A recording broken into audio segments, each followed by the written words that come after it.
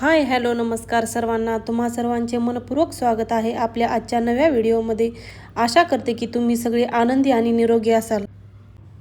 आज आपण एक खास विषय घेऊन आलो आहोत, त्यामुळे हा व्हिडिओ शेवटपर्यंत नक्की बघा. चला तर मग सुरुवात करूया.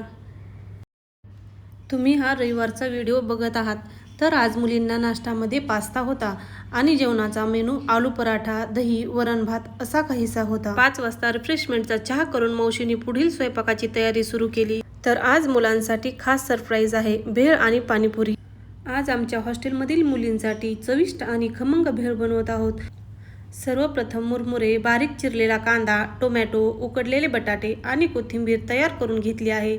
त्यानंतर हिरवी चटणी, गोड चिंचेची चटणी, मीठ, तिखट आणि लिंबाचा रस घालून सर्व साहित्य व्यवस्थित मिसळले जात आहे. शेवटी वरून खमंग शेव टाकून मुलींसाठी स्वादिष्ट भेळ तयार झाली आहे. भेळ तयार करून मावशींनी पाणीपुरीची तयारी केली आहे. सर्वप्रथम बटाटे उकडून त्यामध्ये चणे, मीठ, तिखट आणि थोडी कोथिंबीर घालून सारण तयार केले आहे. त्यानंतर पुदिना, कोथिंबीर, हिरव्या मिरच्या, चिंच आणि मसाले वापरून चविष्ट पाणी तयार केले आहे.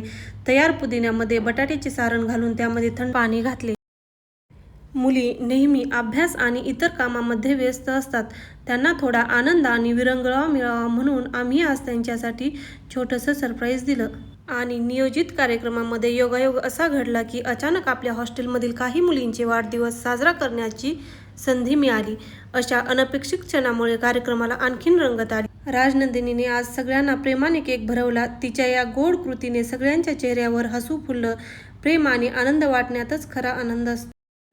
सर्व दीदींना वाढदिवसाच्या खूप खूप शुभेच्छा. तुम्हाला आयुष्यात नेहमी आनंद, यश, उत्तम आरोग्य आणि भरभराट नांदो. आनंदी राहा आणि आयुष्यात उंच भरार घ्या. तुम्हाला उदंड आयुष्य लाभो. मुलींसोबत आनंदाचे क्षण साजरे करताना आम्ही सर्वांना भेळ आणि पाणीपुरीचे वाटप केले.